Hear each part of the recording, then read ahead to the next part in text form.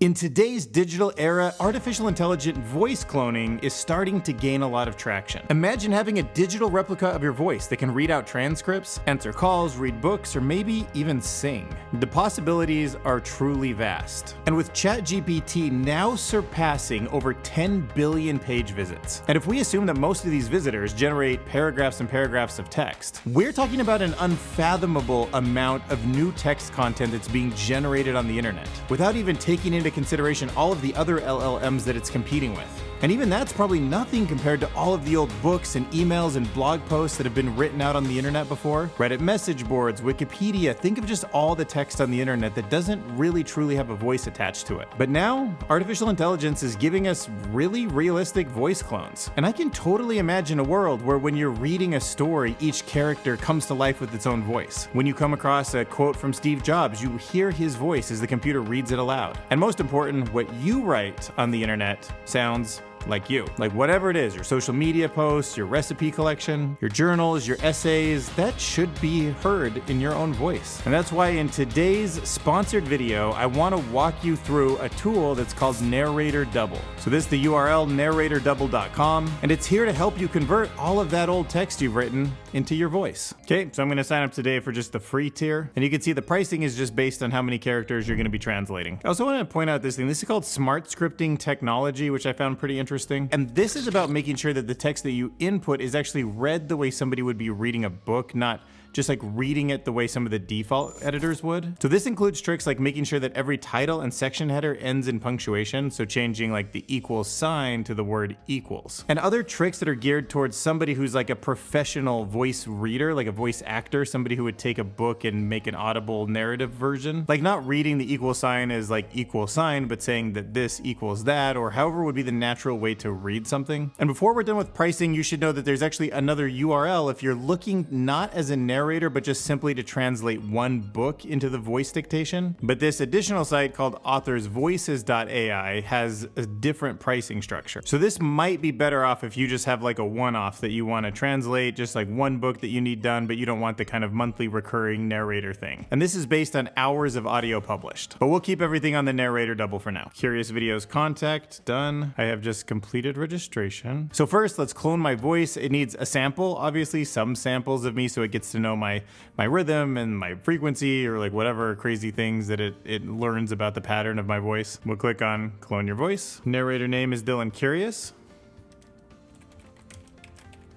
So now it looks like they need a sample file that should be about 5 minutes long. Make sure the recordings are clean and crisp. Obviously, I'm pretty lucky because I have like a professional microphone right above my head, but they're totally right to use this podcast Adobe tool. I've played with this before. So instead of using my super high quality audio, let me just record something on my phone. So if you're gonna use your phone, like find a place with carpet, it's totally quiet, some kind of closet or something like that, record your 5 minutes of audio. You know, be your true self, be expressive, and make sure your voice is like thick in the way you want it to kind of sound when you're actually reading. Then take the file and drop it in here. Today, I'm gonna tell you a fascinating story about this dinosaur that really wanted to hang glide. Being a stegosaurus, this seems like it might be impossible, but this stegosaurus named Frederick was very clever. Like I have no idea where that came from. So that's just live for you guys. Anyway, so now I'm gonna take this, I'm gonna send it over to my computer, and then I'm gonna drop it into this tool. So actually Adobe has their own artificial intelligence, and this system is now powered by that. So it removes echo, makes your voice sound more full. And for your 5-minute upload for Narrator Double, it's going to just make a higher quality product. This was the original. Today, I'm gonna tell you a fascinating story about this dinosaur that really wanted to hang glide. Listen how much better it sounds enhanced. Today, I'm gonna tell you a fascinating story about this dinosaur that really wanted to hang glide. Cool, so it sounds much better, much more studio-like. But still, if you actually do have a studio or you have a high quality microphone, go that route in the first place. So for my audio sample, I'm actually gonna export from an upcoming video that I'm editing just because I know it's really high quality audio. Okay, so it looks like it's asking for an MP3 format right there, so I'm gonna make sure to export in MP3, not in WAV or any of the others. In Final Cut, I can adjust that here, MP3. Okay, now that that's exported, I have a file here, and then I drop this on there.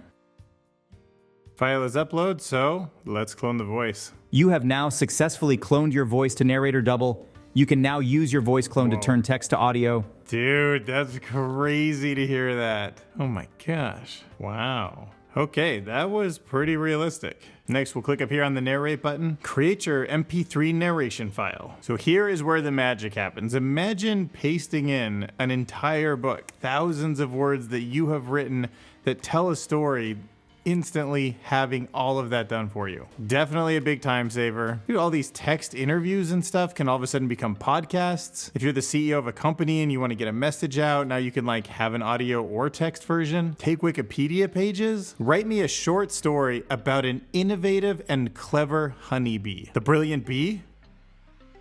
So excited to read and hear this in my own voice. But I'm gonna start with just the first sentence because I don't want to use up all my characters. Oh, looks like there's already a bunch of voices here you can use too, huh? Oh yeah, you gotta throw that British voice in somewhere. That's always the best on the ears. See, middle-aged male, middle-aged female. Okay, we're gonna stick with me because we're cloning my voice today. And narrate. In a sun-drenched meadow, nestled amidst a sea of vibrant wildflowers, there was a hive that buzzed with the usual hustle and bustle of honeybee life. Dude, that's sounding really good. Okay, so the test worked. Let's do the whole thing. So we got our whole story in there. Are you ready to narrate? Let's do it. So much time saving. Look at me yapping away all day on this, using my mouth and tongue and all that.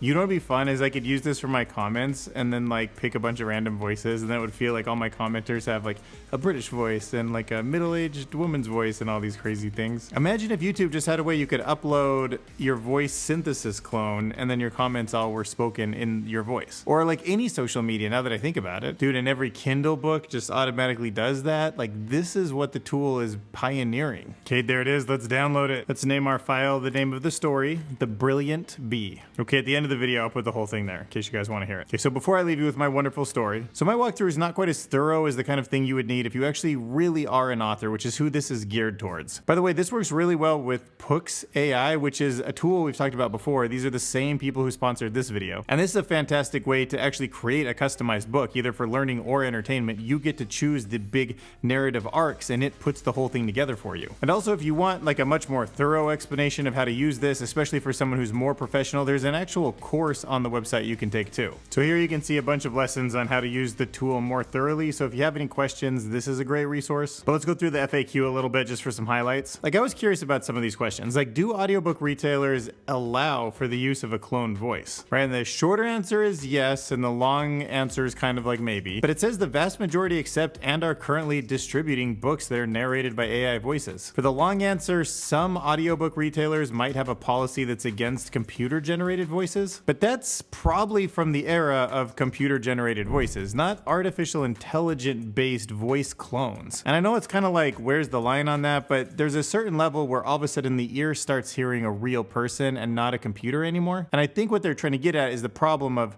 like crappy computer generated stuff kind of ruining the experience. But when you present them with a high quality product like this, it's not such a big deal. Like they're very likely to say, this sounds great, let's just sell it, because that's how they make money too. And according to this link, big companies like Apple have already approved it, as you can see from some of the Apple examples right here. Especially at scale, imagine you just do this all day long. If you're curious about other languages, I happen to be monolingual as an American. Not the greatest look, but it's just the facts. But if you speak Japanese, Chinese, German, Hindi, French, like we've got options for all of them here. And of course, there's ethics here. We've talked about how people are sometimes cloning voices that they shouldn't for nefarious purposes. Like, of course, that can be a problem. But if you upload your voice to one of these tools, they say that it's going to stay with them. It's not like anybody else just sees it in their list. The voices that were in the list were generic ones for anyone to use, but they won't be the one you clone. So if this intrigues you and you've got a bunch of text and you want your stories to come to life with a human voice, but you don't want to put all the time in to being the human voice because you need to, do business at scale. Authorsvoices AI for single projects. Narrator Double if you have all sorts of different projects and you're going to be using this at scale. So now I'm going to leave you with this beautiful story called The Brilliant Bee. And to bring it to life, we're going to use my voice clone plus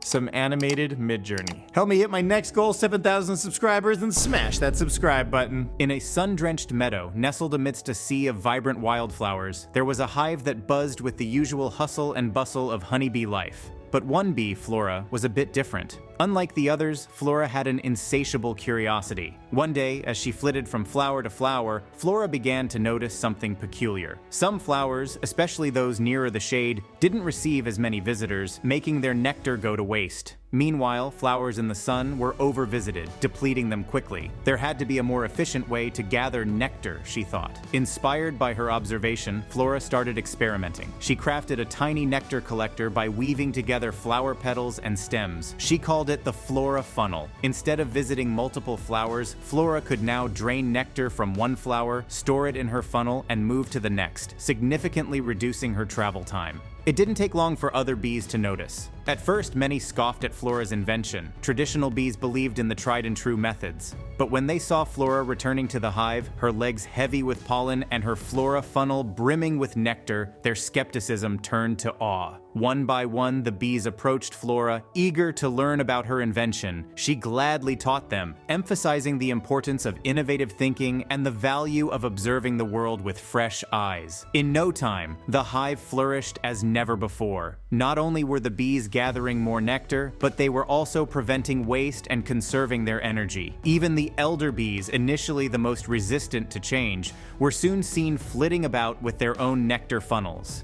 As seasons changed and years rolled by, tales of Flora's innovative approach spread to neighboring hives. Bees from far and wide visited her meadow, eager to learn about this new technique. With the increased efficiency, the meadow became a hub of activity, attracting new species and enriching the entire ecosystem. Flora's brilliance wasn't just in her invention, but in her ability to see an old problem through new lenses. In her legacy, the meadow's bees not only learned the value of innovation, but were reminded of the boundless potential that existed within each of them, waiting to be tapped. And so, in a world often bound by tradition and habit, it was a humble honeybee named Flora that showed how a dash of creativity could change the course of nature.